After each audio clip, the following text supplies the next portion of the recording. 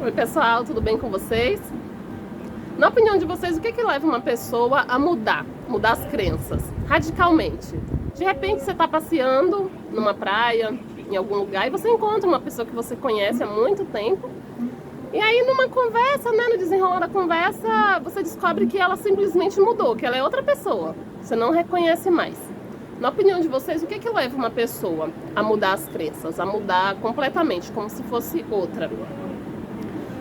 Aqui nesse canal eu trago para vocês, né, a minha experiência de mudança radical de crenças que diz respeito a tudo que eu aprendi desde que eu era criança até hoje. Hoje eu tenho 36 anos, vou fazer 37 daqui a 5 dias.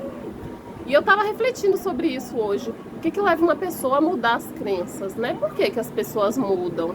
Geralmente tem que acontecer algo, né, assim, algo bem drástico para a pessoa mudar.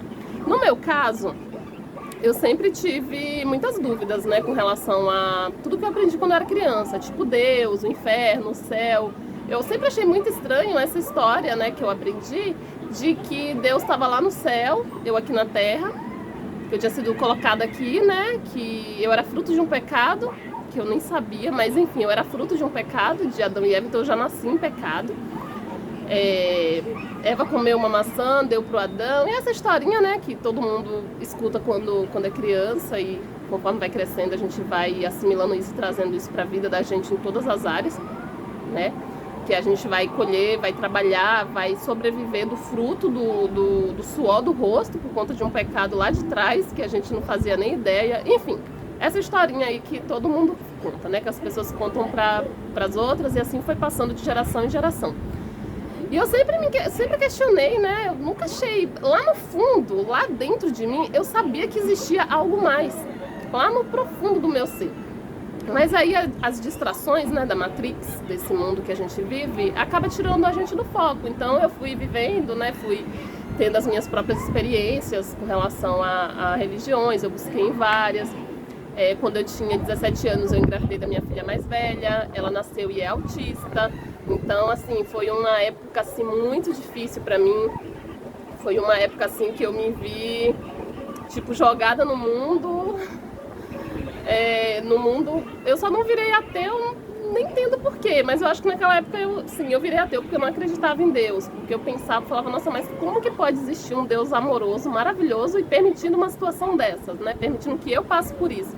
Aí vinham sentimentos de culpa, né, de não merecimento, que eu tô pagando pecado tal, tô pagando aquilo que eu fiz. Então, assim, na minha mente, pelo que que foi passado, né, era o seguinte, que se eu chorasse muito, se eu me humilhasse muito, se eu sofresse, se eu sacrificasse, se eu me humilhasse muito, esse Deus que tá lá no céu, com um porrete na mão, sentadinho no trono, ele faria alguma coisinha boa pra mim. Então, só que lá no fundo do meu ser, eu sabia que tinha algo mais. Lá no mais profundo, encoberto por várias camadas, eu sabia que existia alguma coisa além disso tudo que eu tinha aprendido. E depois de muitos anos sofrendo, padecendo com a minha filha, eu me casei novamente, tive mais 2 filhos. Agora eu até brinco que eu tenho uma creche, né? Que eu tenho mais 2, então com ela são 3. Tenho uma bebê, inclusive, que tá dormindo aqui do lado. E as coisas melhoraram, mas não ficaram ainda como eu gostaria, né? Eu conheci o meu marido, a gente se conheceu dentro da denominação que a gente era, né? Da igreja que a gente frequentava, então por alguns anos a gente continuou lá. Só que ele, como eu, né, na mesma frequência, então a gente ia se atrair de qualquer forma, né? Ele também questionava muito, né, as coisas. E aí depois de um tempo a gente viu que aquilo não fazia mais sentido, né, para nossa vida. Eu entendi, conforme a minha consciência foi expandindo, eu fui entendendo que nada do que eu havia aprendido anteriormente fazia sentido. E eu comecei a buscar sentido, propósito. Algumas pessoas perguntaram para mim, por que você mudou tanto? O que aconteceu, né? Tipo, como que pode? Você era da igreja, né, de várias igrejas, mas fiquei muito tempo em uma determinada igreja. Então, o que aconteceu? Por que você mudou tanto, né? Inclusive, a minha mãe me perguntou há um tempo atrás, Michelle, eu não entendo essa fé sua. Eu não entendo essa fé que você vive hoje. Como que é isso? O que aconteceu? Porque você era tão religiosa.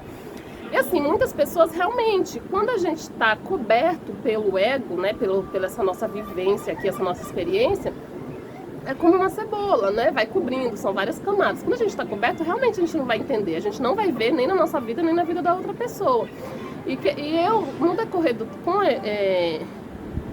essa nova vida que eu decidi buscar, né? Eu falei, não é possível que viver seja isso.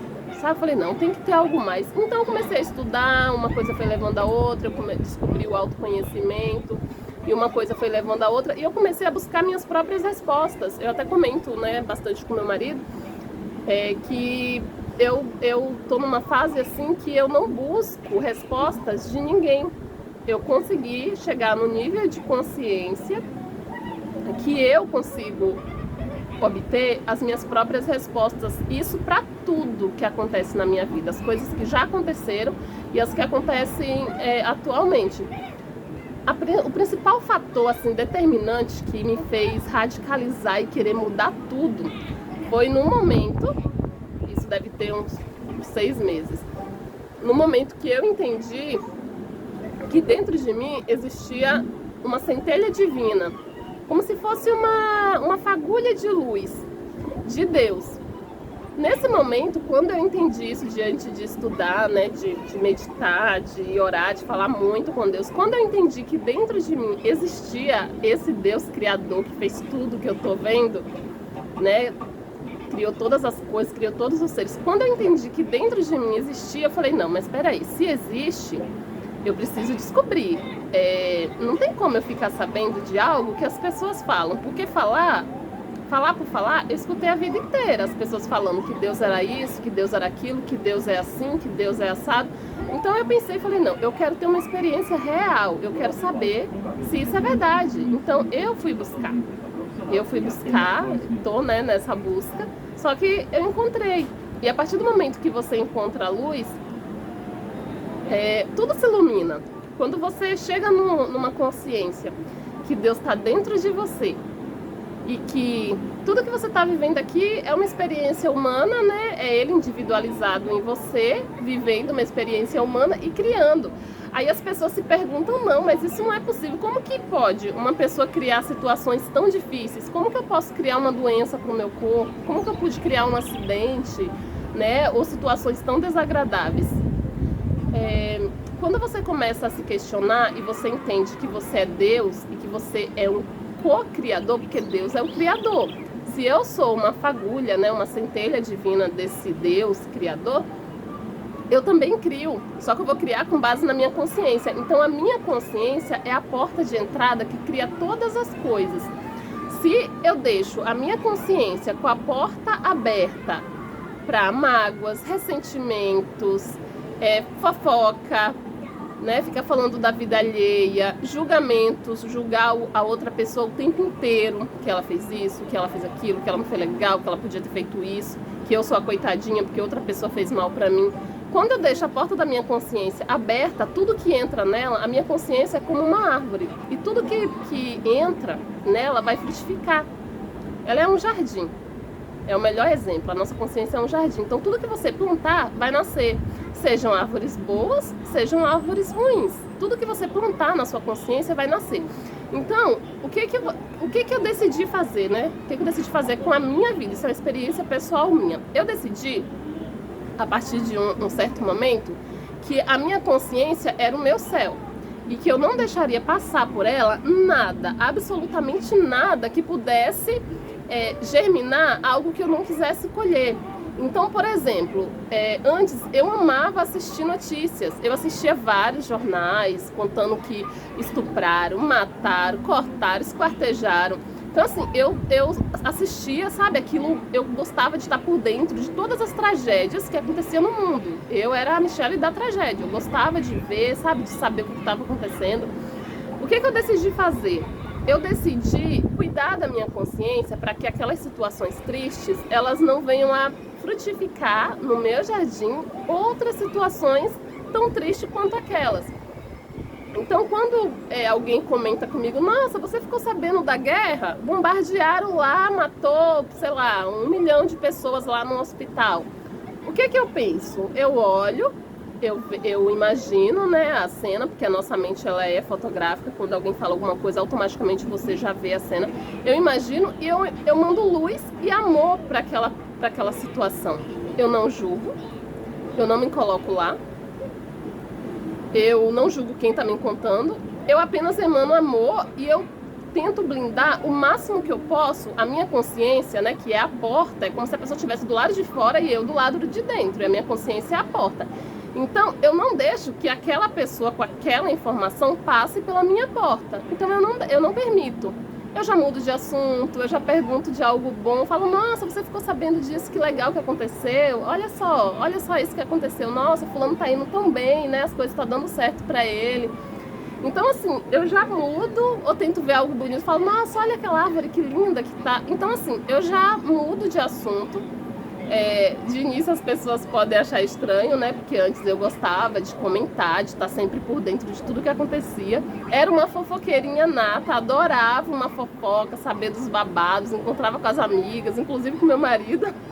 Eu falo pra ele que a gente era dois fofoqueirinhos, porque a gente adorava saber dos babados, comentar das pessoas, né, da cidade que a gente morava, que era uma cidade bem pequena. Então a gente adorava estar por dentro, comentando. Hoje, eu já, com a consciência que eu tenho, esses assuntos eles não fazem mais parte da minha rotina. Então, eu tento manter a minha consciência o mais próximo possível de Deus. Então, assim, cada vez que acontece uma situação com alguém, ou que alguém me fala algo de uma outra pessoa, sabe, que traz o julgamento, porque eu posso não estar julgando, mas aí a pessoa traz o julgamento e automaticamente eu vou julgar aquela que me trouxe. Vou falar, olha só, eu tô aqui tentando, né, me manter em frequência, em harmonia, conectada, né, com a divindade, e essa pessoa tá aqui me trazendo essa situação triste, eu vou estar julgando. Então, eu só olho para aquela situação, para aquela pessoa, emano luz, emano amor, imagino que ela tá inconsciente, ela não tem a consciência que eu tenho, então ela não vai ter essa noção.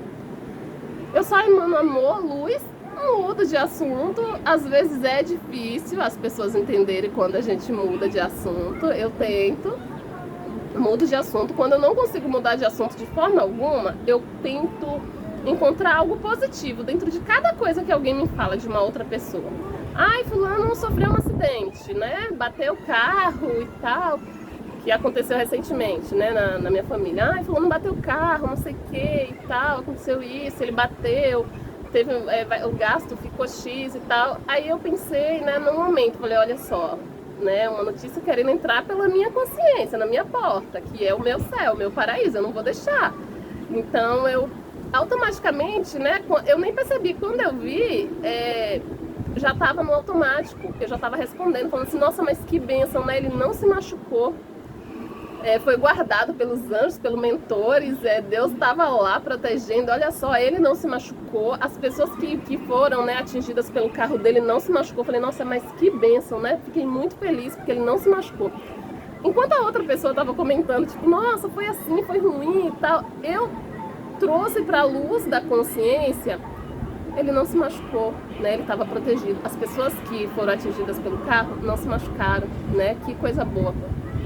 Automaticamente, quando a gente traz luz para nossa consciência, a gente ilumina as pessoas à nossa volta. Às vezes elas não vão perceber, às vezes a gente também não vai perceber, mas a gente é todo mundo conectado, a gente é um só. Então, quando a gente se ilumina, né, quando a gente está buscando estar cada dia mais perto de Deus, é automático, não tem como uma sala iluminar só um pedacinho da sala. A sala, quando você acende uma luz, ela vai iluminar o ambiente todo. E é isso que eu vejo, sabe, dentro assim da minha vida. Eu vejo que eu tô buscando tá praticando a presença de Deus o tempo todo, e eu vejo que as outras pessoas vão sendo influenciadas.